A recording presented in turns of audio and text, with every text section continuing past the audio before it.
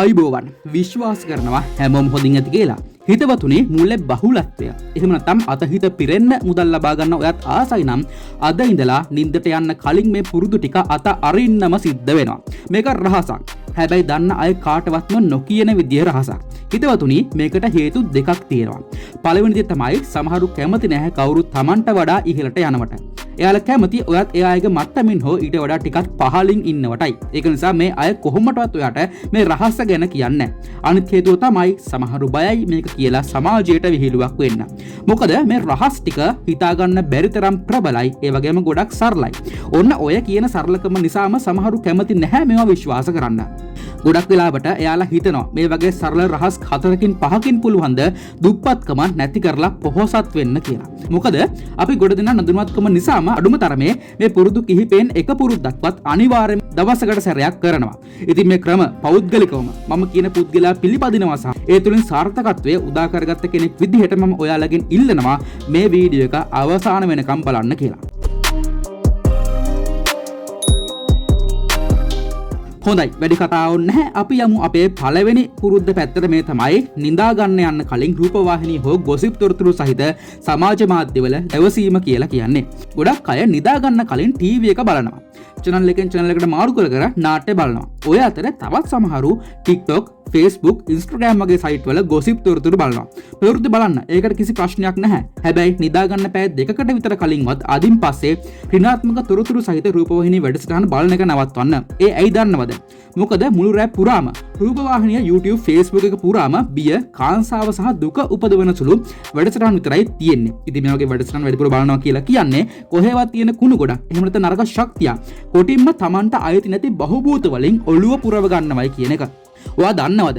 රාත්‍රී කාලයේ විකාශනය වන මේ වගේ ප්‍රෝග්‍රෑම්ස් නිර්මාණය කරලා තියෙන්නෙම ඔයාගේ අවධානය දිනා ගන්නයි කියලා.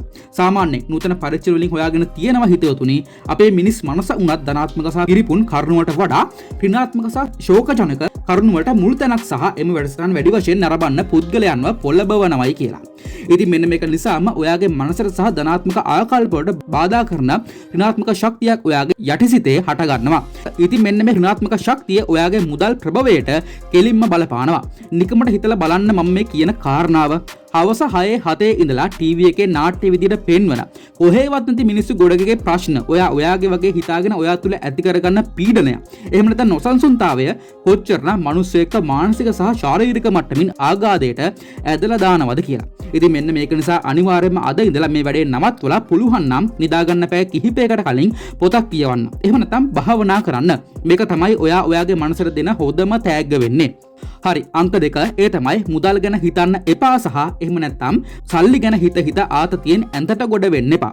හිතවතුනි University of California ආයතනය මගින් සිදු කරපු එක්තරා පරීක්ෂණයකින් හෙළි වෙලා තියෙන්නේ මුදල් ගැන සහ ගැටලු ගැන සිතමින් ආතතියෙන් නිින්දට යන විට මොළයේ prefrontal cortex එකවත් තර්කානුකූලව සිටින කොටස් සහ ඇග්මිඩලා නම් කොටස අතර පවතින සම්බන්ධය බිඳ වැටෙන බවයි. ගොඩක් අය නොහිතුවට මේක නිසා ඔයාගේ තීරණ ගැනීමේ හැකියාවට බාධා ඇති වෙන වගේම ගන්න ගොඩක් තීරණ. ඒ කියන්නේ 80ක් විතරම වරදිනවා.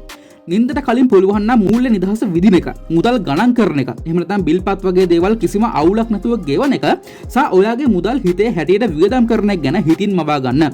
ඉතින් මේ බහුලත්වයේ ප්‍රීතිය විඳලා සතුටින් නින්දට යන්න. හිතවතුනි බොහොම වගකීමෙන් කියනවා මේ පුංචි පුරුද්ද විතරක් ඇති ඔයාව මානසිකව සහ ආර්ථිකමය වශයෙන් දුප්පත් තැනක ඉඳලා පොහොසත් තැනකට ඔසවා තබන්න. හිතවතුනි මේ ලෝකයේ එක්තරා විද්‍යාවක් තියෙනවා law of attraction කියලා. ඉතින් මේ විද්‍යාවේ සඳහන් එක්තරා නීතියකට අනුව ඔයා මුදල් වල බහුලත්වය නිතර හිතන කෙනෙක් නම් ඔයාට මුදලේ බහුලත්වය ලැබෙනවා. ඒ වගේම ඔයා කාට හරි දොස් තිය ඉන්නවා නම් එහෙම නැත්නම් අනේ මට මුදල් නැහැනේ කිය ඉන්නවා නම් ඒ දේවල්මයි ලැබෙන්නේ.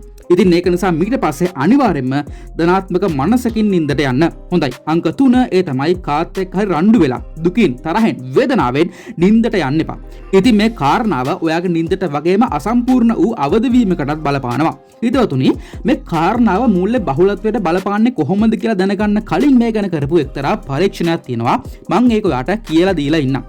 ඇමරිකාවේ ඔහියෝ ප්‍රාන්ත විශ්වවිද්‍යාලය මගින් මේ කරුණ සම්බන්ධයෙන් කරපු පරීක්ෂණයකින් හෙළි වෙලා තියෙන්නේ රණ්ඩු වෙලා දුකින් තරහෙන් නින්දරන පුද්ගලයන්ගේ C-reactive protein එහෙම නැත්නම් CRP වගේ ප්‍රදාහක මට්ටම ඉහළ ගිහිල්ලා ඔවුන්ට ඊටාම ඉක්මනින් හෘද රෝග සහ දියවැඩියා වගේ රෝගී තත්ත්වවලට මුහුණ දෙන්න සිදුවන බවයි. ඉතින් දැන් ඔයාලට පේනවද මේක ඔයාගේ මුදල් වලට වගේම ශරීරයටත් කොච්චරනම් බලපෑමක් ඇති කරනවද කියලා. ඉතින් මේක සංකල්පය හරිම සරලයි. ඔයා සතුටින් ආදරෙන් සහ ධනාත්මකව ඉන්නවා නම් විශ්ව ආකර්ෂණය ඔයාට උදව් කරනවා ධනාත්මක විදිහට. ඒ වගේම නොවිසඳුන දුක තරහ වේදනාව වගේ දේවල් තියෙනකොට විශ්වයේ වැඩි වශයෙන් ඍණාත්මක දේවල් ඔයාට ළඟා කරලා දෙන්න උත්සාහ කරනවා.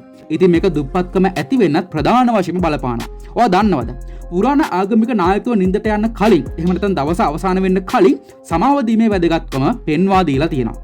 ඒ වගේම ඔවුන් නිතරම කියනවා තමන්ට ලැබුණ දෙයට ස්තුතිවන්ත වෙන්න කියලා. ඒක නිසා අද ඉඳලා රැ නිදා ගන්න යන්න කලින් එළියට ගිහිලා ටික වෙලාවක් පරිසරය සමග නිස්කලංකව ඉඳලා එන්න. ඉතින් මේක නිසා නින්දට යන්න කලින් ඔයාගේ අවසාන සිතුවිලි සාමකාමී කියලා වට සහතික කරගන්නත් පුළුවන්. අංක 4 ඔයාගේ වැඩවල කරදර එහෙම නැත්නම් රැකියාවේ ගැටලු ඔයාගේ මනසට කරදරයක් වෙන්න දෙන්න එපා. ඉතින් ගොඩක් දෙනා අද නින්දට යනකොට තමන් කරන රැකියාවේ ආතතිය ගැන හිතනවා. අපෝ මල කරදරයක් නේ හෙටත් යන්න එපැයි කියලා හිතෙනවා. සමහරු ඉන්නවා මේකෙන් ඉක්මනට අයින් වෙන්න ඕනේ කියලා හිතනවා. සමහරු වෙනත් කරදර වලින් ඔළුව පුරව ගන්නවා. ඉතින් ඔය අතරේ තවත් සමහරු ඉන්නවා Tamanට අයිති නැති කොහේවත් තියෙන කරදර ටිකක් ඔළුවේ දාගෙන ඒක ගැනම හිත ඉන්න කට්ටිය. කරුණා කරලා මේ වැඩේ නවත්තන්න. ඉතින් මේ තත්වය ඔයාගේ ධනාත්මක චින්තනය අඩාල කරලා ඔයාගේ මනස තුල ඔයාවම හිර කරන්න පුළුවන්. ඉතින් විශාල වෙනස්කම් පටන් ගන්න ඔයා අද ගන්න චූටි තීරණ වලින්.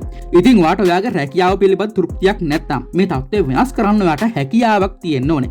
ඒ වගේම පොඩක් හොඳ අවස්ථාවක් ආකර්ෂණය කරගන්නත් ඔයාට 4 වෙනි බැරියර් එක කඩන්නම සිද්ධ වෙනවා. ඒ වගේම ඔයා දැනටමත් රැකියාවක් කරන කෙනෙක් නම් එහෙම නැත්නම් රැකියාවක් නැති කෙනෙක් නම් අධ්‍යාපනික වැඩ කරන කෙනෙක් නම් එදිනදා වැඩ එදිනදාම ඉවර කරන්න. ඒවා තුල හිර වෙලා ඒ වැඩ රැ ඇඳට අරගෙන එන්න එපා.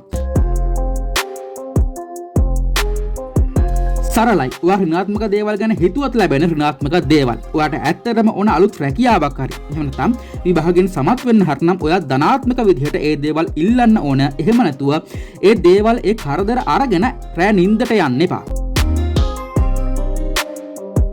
ඉතින් අවසාන වශයෙන් කාටවත් ඊර්ෂ්‍යා කරන්න එපා.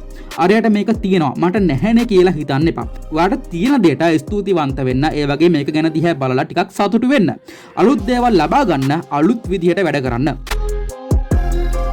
ඒ වගේම තමයි වැදගත්ම දේ තමන් කරන හොඳ නරක ආපසු තමන්ට ලැබෙන බව තදින්ම විශ්වාස කරන්න.